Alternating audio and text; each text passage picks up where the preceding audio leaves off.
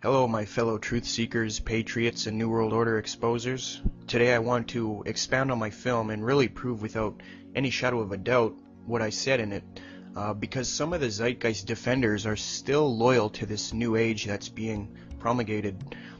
Besides the fact that we traced it all to H.P. Blavatsky, Bailey, Theosophy, the UN, New Age religion, and Freemasonry, there's still those who embrace the New Age and this false hope of a utopia that's being waved in the face of the sheeple if they will only abandon Christianity and embrace the New Age religion and the New World Order, which was spoke of by Lucius Trust recently and in many other occult works. Before we begin, let me just say that all of the zeitgeist movement is kicked out of the anti-New World Order movement because you've been deceived by the New World Order, and we don't want the whole movement infected. So if you must, go spread your New Age theosophical esoteric doctrine somewhere else, but don't make it sound like you're against the New World Order, because that is what they're pushing too. Now, Dr. James H. Billington of Oxford, in his book Fire in the Minds of Men, page 3, said this, quote, "This book seeks to trace the origins of the faith, perhaps the faith of our time.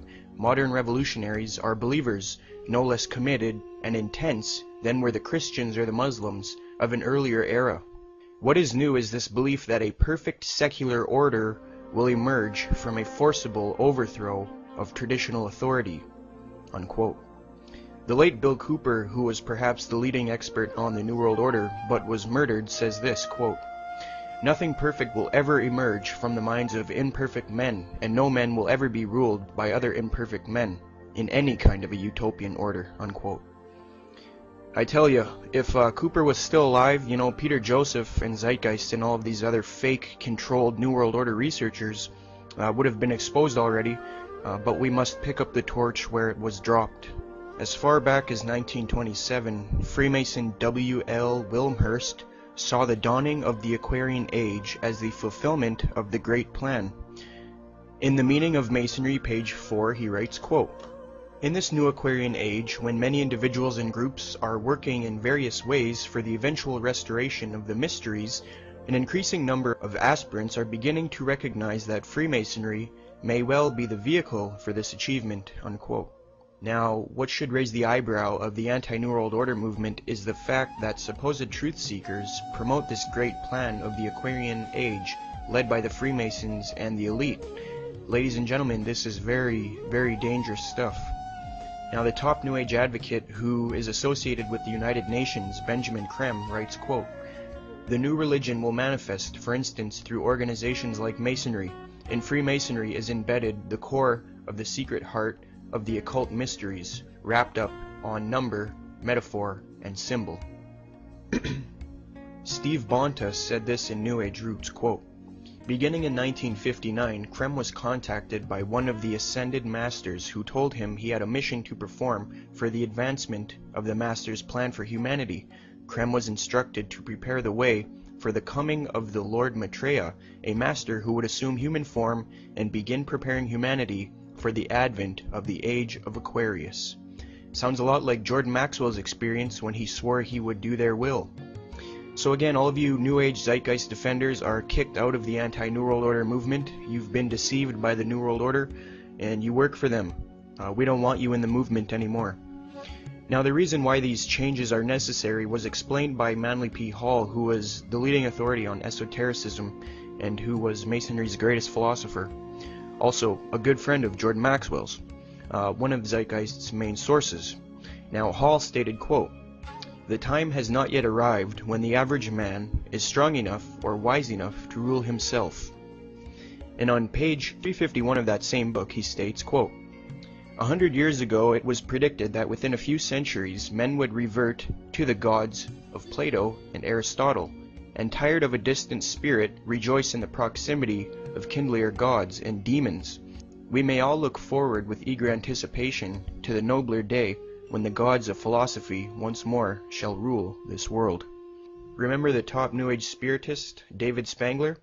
These are his words from his work Reflections on the Christ. He states, quote, "Lucifer prepares man in all ways for experience of Christhood, and Christ prepares man for the experience of God. But the light that reveals to us the presence of the Christ Again, I must stress this, he's not talking about Jesus, he's talking about this new false prophet from Revelation.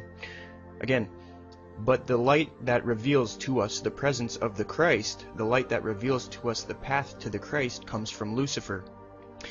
He is the light giver. He is aptly named the morning star because it is his light that heralds for man the dawn of the greater consciousness. He is present when that dawn is realized. He stands no longer as the tester or tempter, but as the great initiator. He was referencing Blavatsky's work. The one who hands the soul over to the Christ, from the Christ on into even greater realms.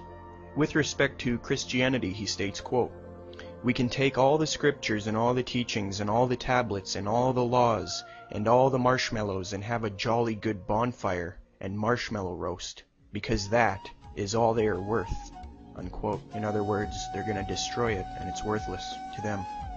The New World Order who promote this New Age, most of whom are members of Freemasonry, see Christianity as an enemy, a force to be countered.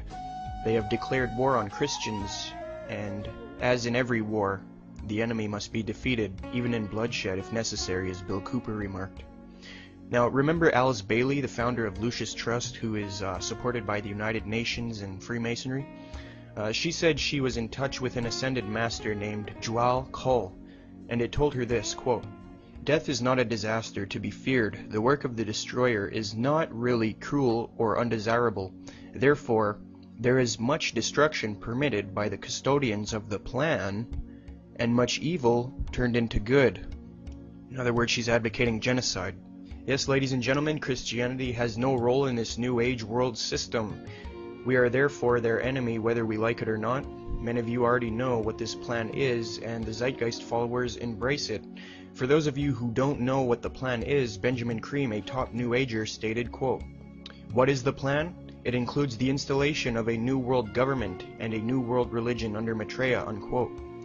Remember Jordan Maxwell called this God's plan? Yes, ladies and gentlemen, Maxwell and all the other fate-controlled New World Order researchers are pushing this great plan and posing as anti-New World Order researchers.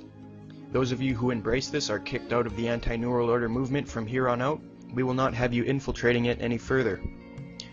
Barbara Marx Hubbard, another New Age advocate, president of the Foundation for Conscious Evolution, stated, quote, "When the word of this hope has reached the nations, the end of this phase of evolution shall come.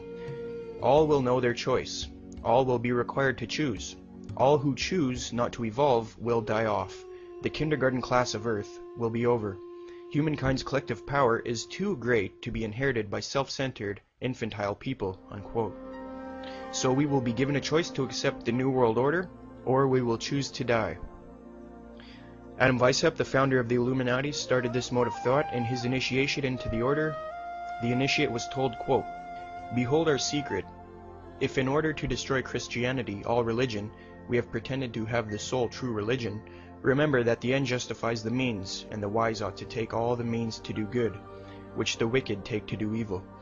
This can be done in no other way but by secret associations, which will by degrees and in silence possess themselves of the government of the states, and make use of these means for this purpose which the wicked use for attaining base ends." The express aim of this order was to abolish Christianity and to overthrow all civil governments, unquote. So anyone who has doubts about my film, this should clear it up pretty good. If not, then you have been too badly hypnotized by Zeitgeist, Maxwell, and the rest of the occult operatives.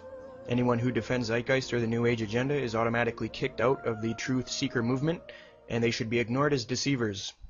In 1982, an English painter named Benjamin Creme took out full-page ads in newspapers around the world declaring the Christ is now here. For more than 20 years now, Creme has traveled the world, telling all nations that the Christ, whom he calls Maitreya, is about to appear. Maitreya is standing by, ready to come into the world at any moment.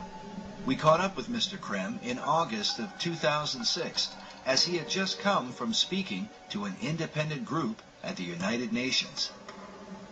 He had this to say to America. It's the duty of the American people to respond to Maitreya and to accept their destiny.